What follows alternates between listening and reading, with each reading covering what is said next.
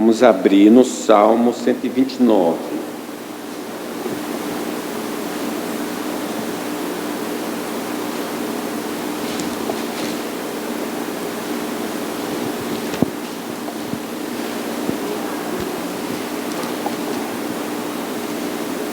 Salmo 129,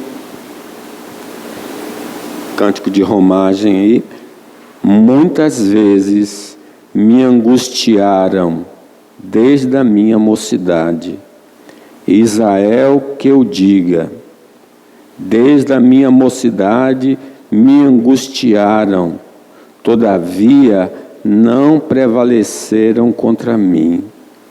Sobre o meu dorso lavraram os aradores, nele abriram longos sulcos, mas o Senhor é justo, cortou as cordas dos ímpios.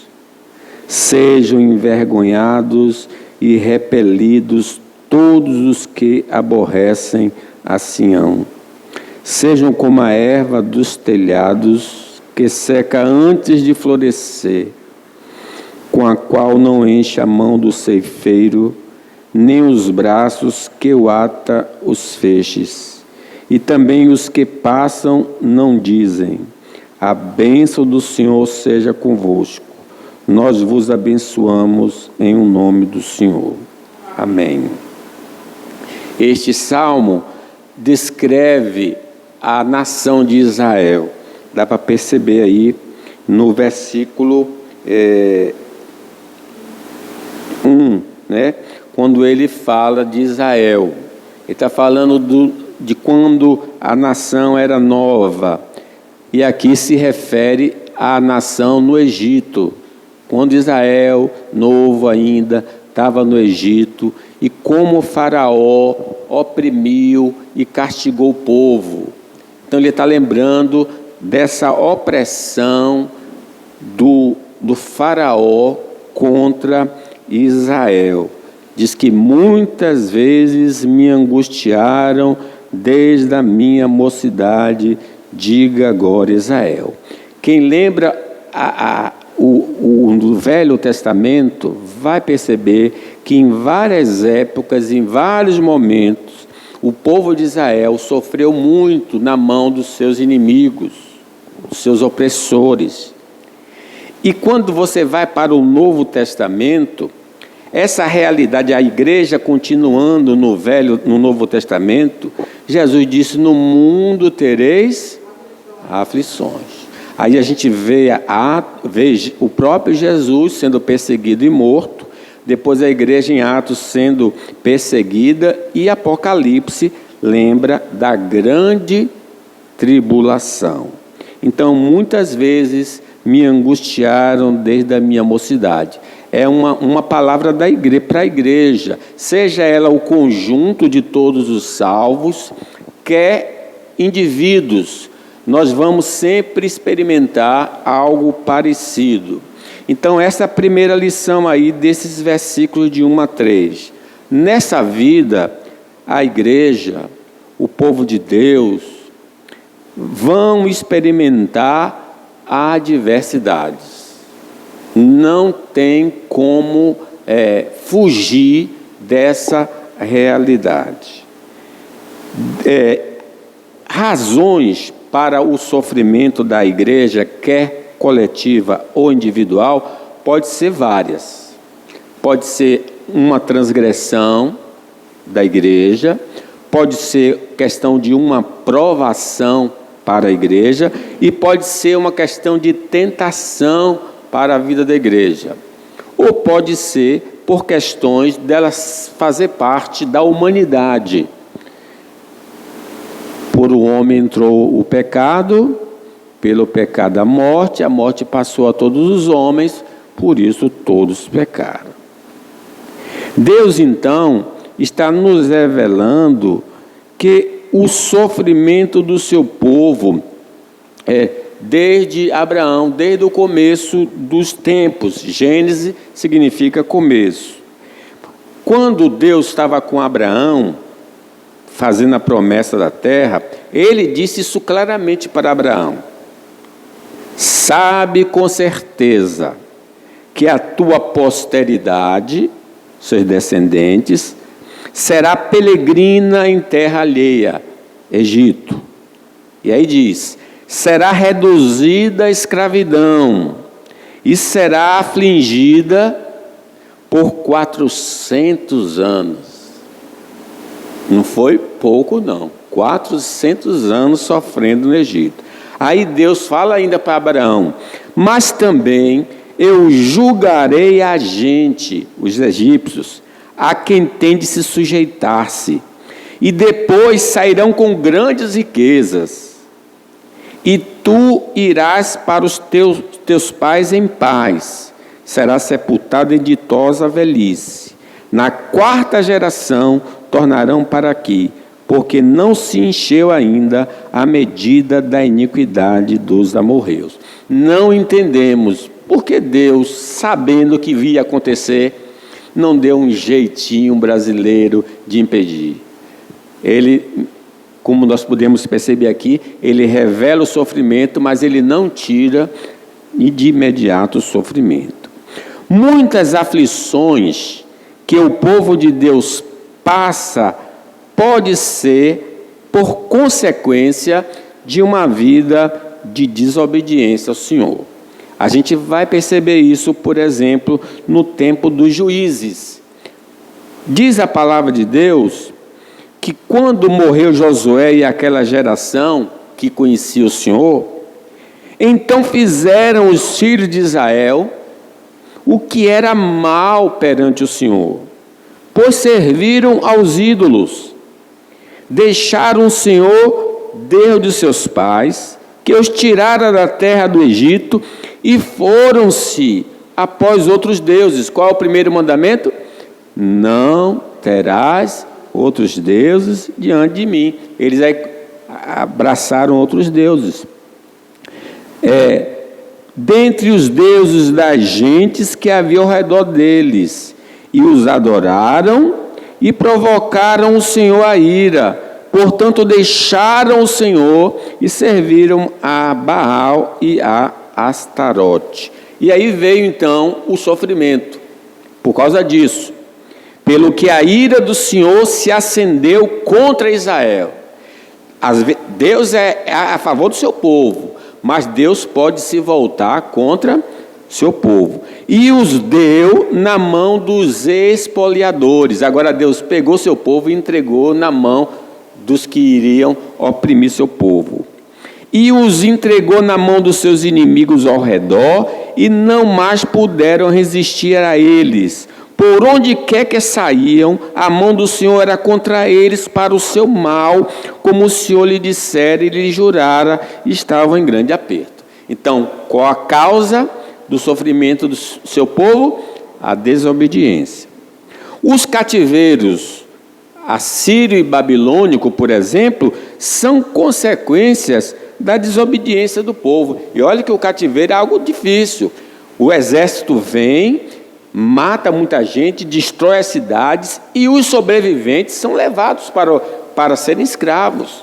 Então diz a palavra: sucedeu, pois, que os filhos de Israel pecaram contra o Senhor, seu Deus, que os fizera subir da terra do Egito, de debaixo da mão de Faraó, e temeram outros deuses. Novamente, o pecado contra o Senhor. Andaram nos estatutos, comportamento das nações que o Senhor lançara diante dos filhos de Israel, e nos costumes estabelecidos pelos reis de Israel. Os filhos de Israel fizeram contra o Senhor, seu Deus, o que não era reto. Edificaram para si altos em todas as suas cidades, os altares, desde as atalaias das vigias até a cidade fortificada. Levantaram para si colunas e porte-ídolos em todos os altos outeiros e debaixo de todas as árvores frondosas. Queimaram ali incenso em todos os altos, como as nações que o Senhor expulsara diante deles. Cometeram ações perversas para provocarem o Senhor. Então veja o comportamento indevido de Israel. E aí o que é que Deus fez? Castigou imediatamente? Não. Diz a palavra: o Senhor advertiu a Israel e a Judá por intermédio de todos os profetas e de todos os videntes, dizendo: voltai-vos dos vossos maus caminhos e guardai os meus mandamentos e os meus estatutos, segundo toda a lei que prescrevi a vossos pais e que vos enviei por intermédio dos meus servos, os profetas. Qual foi a atitude do povo em relação a essa ordem dos profetas? Porém não deram ouvidos, antes se tornaram obstinados, de dura cerviz, como seus pais, que não creram no Senhor, não aceitaram a demonstração. E aí diz a consequência: pelo que o Senhor muito se indignou contra Israel e o afastou da sua presença, expulsou da terra do Senhor, e nada mais ficou senão a tribo de Judá. Também Judá não guardou os mandamentos do Senhor seu Deus, antes andaram nos costumes que Israel introduziu, pelo que o Senhor rejeitou a toda a descendência de Israel e os afligiu e os entregou na mão dos despojadores, até que os expulsou da sua presença. Então, quando você vê o exército babilônico, quando você vê o exército assírio vindo para destruir, quem enviou? Deus, porque eles não quiseram ouvir a palavra do Senhor. Então, nesta vida, o povo de Deus também experimentará situações dolorosas, seja por provações, seja por tentações, seja por causa de pecados. Jó, por exemplo, Jó não pecou, ele foi provado e ele foi tentado. Provado por Deus, porque permitiu que aquilo acontecesse, tentado por Satanás, porque a tese de Satanás era que, através do sofrimento, Jó abandonaria o Senhor. Mas ele resistiu até o fim, né? E não vacilou. A luta, por exemplo, contra a velha natureza, o mundo caído e os demônios vão gerar situações dolorosas. Nós estamos num campo de batalha. Essa guerra interior, a guerra exterior, isso é conflito, e esse conflito causa dor, nos fere muitas vezes, e a gente sofre, geme. Nossa desobediência ao Senhor vai atrair a disciplina dele, e isso vai nos fazer gemer, porque toda disciplina, no momento, causa aflição, mas por fim ela vai gerar benefícios. O processo, por exemplo, de mortificação do velho homem e a vivificação do novo homem causa dor no santificado. Quando você vai no dentista para fazer uma limpeza, puxa, é incômodo demais. Só a zoada da máquina já é. E quando tá pesado o dente, que ela joga aquele negócio e puxa, dói tudo. Mas é necessário fazer a limpeza para ficar com saúde bucal. Assim também, Deus precisa tirar muita coisa da nossa vida, e às vezes Ele tem de botar uma coisa bem pesada para arrancar, para a gente ficar purificado. Por isso que Pedro chega a dizer assim, que a nossa fé é provada como ouro. O ouro é colocado no fogo para tirar as impurezas, e Deus faz isso com a nossa vida. Isso dói muito. Seguir a Cristo nessa vida não nos isentará de situações amargas, mas temos a promessa de uma vida de felicidade eterna. No mundo tereis aflições, mas tende bom ânimo, eu venci o mundo. Seguindo no Salmo, a gente vai notar aí no versículo 2, que essas situações dolorosas do povo de Deus não irão destruí-lo. Vamos ler o versículo 2. Muitas vezes me angustiaram desde a minha mocidade. E aí a afirmação: todavia não prevaleceram contra mim. Imagine quantas nações, quantos povos se levantaram contra os judeus, e os judeus permanecem até hoje. Não consegue destruir, porque é um povo que Deus escolheu, né?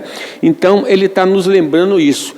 Eu vou ser provado, eu vou ser tentado, eu vou passar por aflições, sim, mas elas não irão destruir você.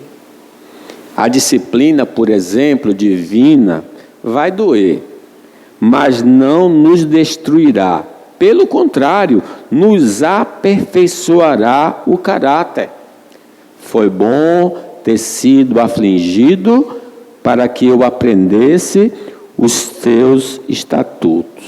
Em Hebreus, falando dessa disciplina, diz: o Senhor corrige a quem ama e açoita todo filho a que recebe. É para a disciplina que perseverais. Deus vos trata como filho, pois que filho há que o pai não corrige? Deus, porém, nos disciplina para aproveitamento, a fim de sermos participantes da sua santidade. Toda disciplina com efeito, no momento, não parece ser motivo de alegria, mas de tristeza. Depois, entretanto, produz fruto pacífico aos que têm sido por ela exercitados, fruto de justiça. Então, essa surra divina é boa, dói, mas é boa para a nossa edificação. Os crentes que, por exemplo, são mortos pela perseguição, parece que foram derrotados, destruídos. Não, eles passam agora a habitar com o Senhor, aguardando a ressurreição dos mortos. O pessoal pensa que acabou com o crente porque tirou a vida dele. Ele vai para a presença gloriosa do Senhor, como o apóstolo Paulo disse: estar com Cristo é incomparavelmente melhor. Apocalipse diz que ele, quando abriu o quinto selo, vi debaixo do altar almas daqueles que tinham sido mortos por causa da palavra de Deus e por causa do testemunho que sustentavam. Clamavam em grande voz, dizendo: até quando, ó soberano Senhor, santo e verdadeiro, não julgas nem vingas o nosso sangue dos que habitam sobre a terra? Então a cada um deles foi dada uma vestidura branca. Eles disseram que ele repousasse ainda um pouco de tempo, até que completasse o número dos seus conservos e seus irmãos, que iam ser mortos como igualmente eles foram. Eles tiram a nossa vida aqui e a gente aparece na presença do Pai lá. Porque diz que em Cristo Jesus nós somos mais do que vencedores. Nem a morte física tem a palavra final sobre o povo de Deus. Ela não é a palavra final para nós. Pode botar na lápide: ele vai ressuscitar. Porque é promessa. Diz o apóstolo Paulo: digo um mistério, nem todos morreremos, mas transformados seremos todos. No momento, no abrir e fechar de olhos, ao ressoar da última trombeta, a trombeta soará, os mortos ressuscitarão incorruptíveis, e nós seremos transformados. Porque é necessário que este corpo corruptível se revista da incorruptibilidade, e o corpo mortal se revista da imortalidade. E quando esse corpo corruptível se revestir da incorruptibilidade, e o que é mortal se revestir da imortalidade, então se cumprirá a palavra que está escrita: tragada foi a morte pela vitória. Onde está, ó morte, a tua vitória? Onde está, ó morte, o teu aguilhão? Irmãos, nós somos vencedores da morte, vencedores das perseguições. Paulo diz: eu estou certo de que nada poderá nos separar do amor de Deus que está em Cristo Jesus, o nosso Senhor.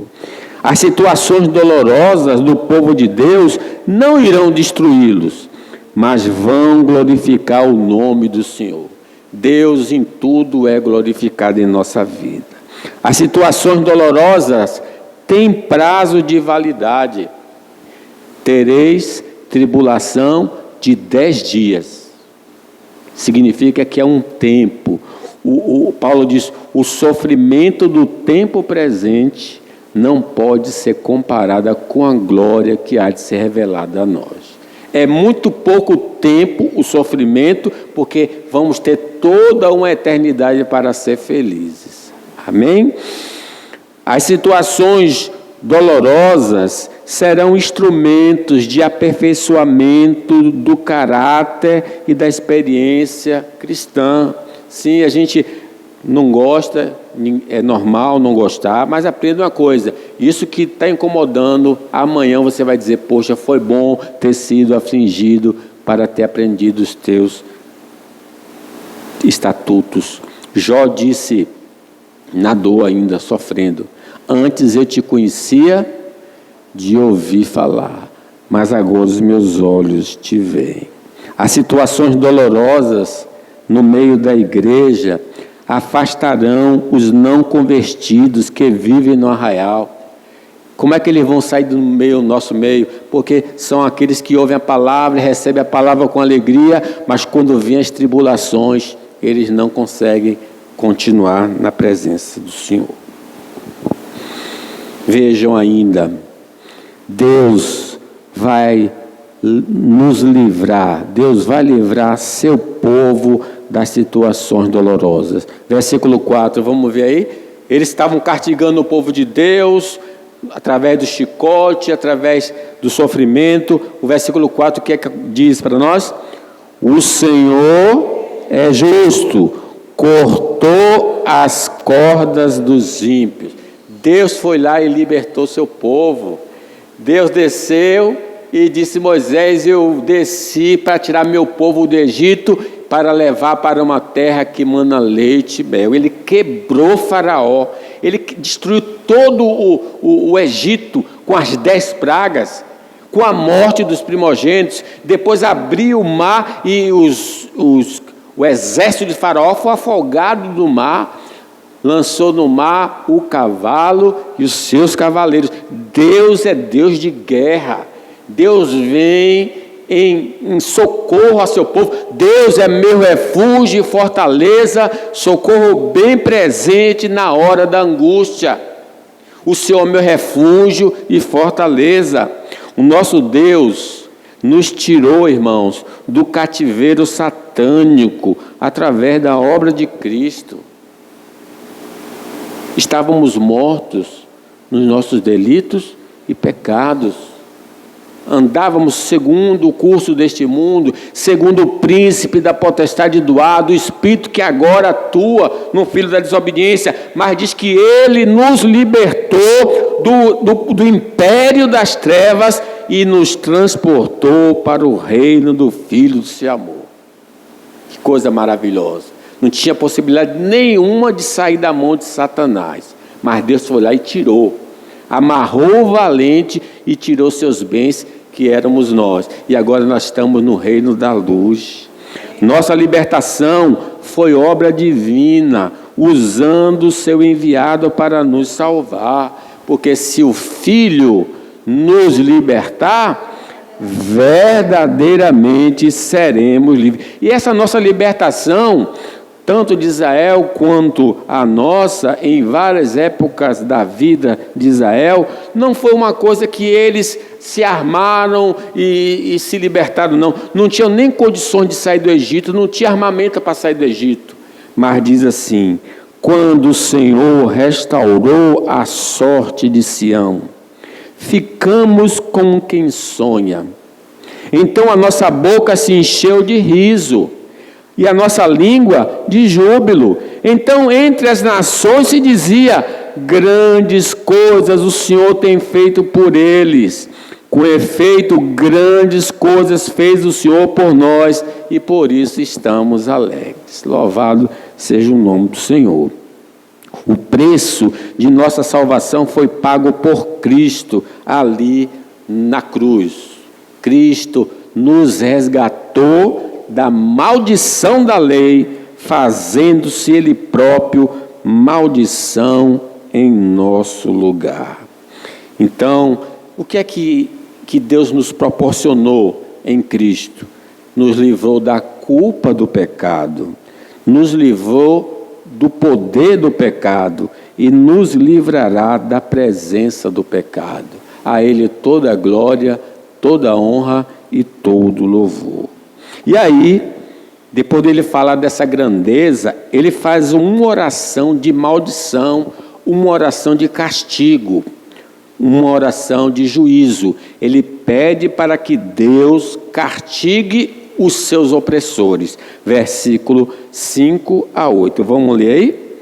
Sejam confundidos e tornem atrás todos os que aborrecem. Estou na linguagem de hoje aqui, né? Eu vou ligar, então ouçam, na linguagem de hoje aqui. Sejam confundidos e tornem atrás todos os que aborrecem a Sião. Versículo 5. Ou 6.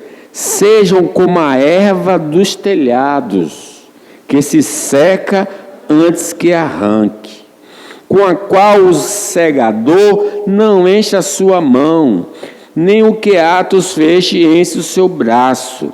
Outra maldição. Nem tampouco os que passam dizem para essa pessoa que está amaldiçoada: a bênção do Senhor seja sobre vós. Nós vos abençoamos em nome do Senhor. É retirada toda a graça dos que perseguem a igreja do Senhor.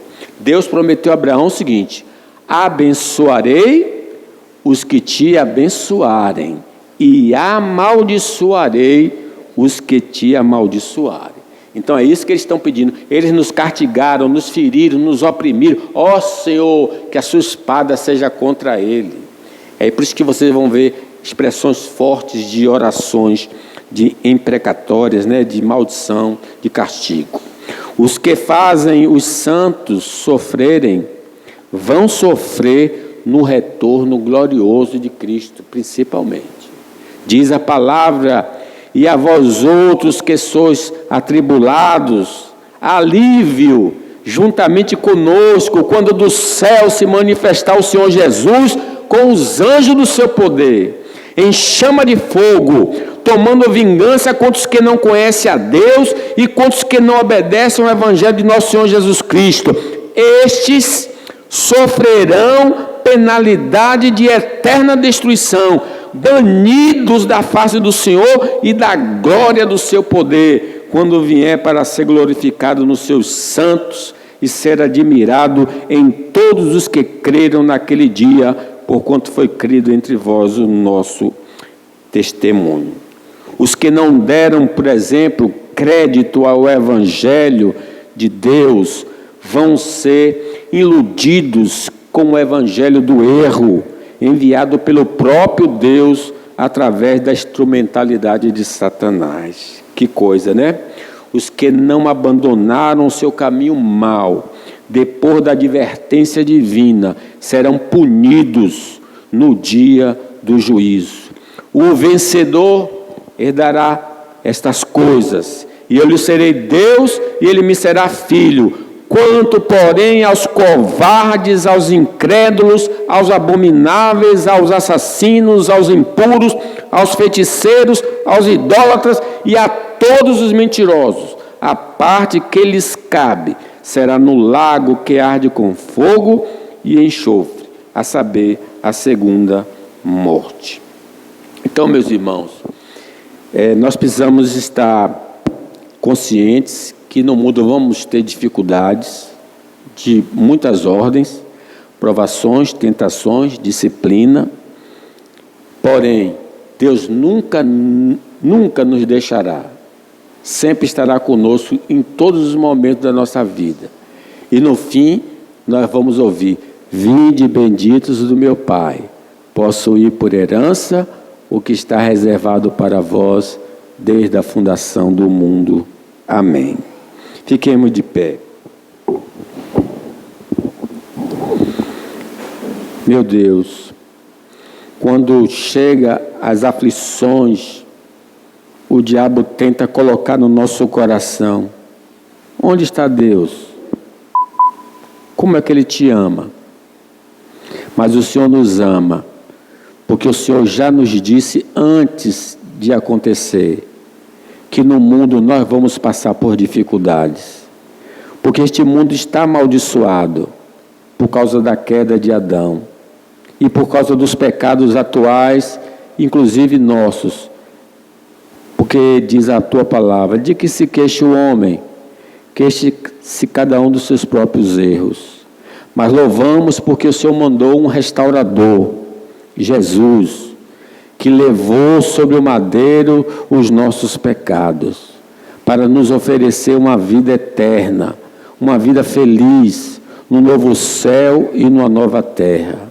Se for do seu agrado, que essa dificuldade que nós estamos passando seja retirada, assim suceda para a glória do teu nome. Lembre dos nossos irmãos que estão nas prisões por causa do Evangelho. Estão sendo perseguidos por causa do Evangelho e até torturados por causa do Evangelho. Lembra deles, lembra que eles têm pouca força, Senhor Deus. Sustenta os teus filhos nessas horas sombrias da vida, que eles não percam a visão do teu reino, da tua promessa. E se for da tua vontade, os liberte dessa situação para o louvor da sua glória. No nome do Senhor Jesus, amém. Que o Senhor te abençoe e te guarde. Que o Senhor faça resplandecer o seu rosto sobre ti e tenha misericórdia de ti. Que o Senhor sobre ti levante o seu rosto e te dê a paz.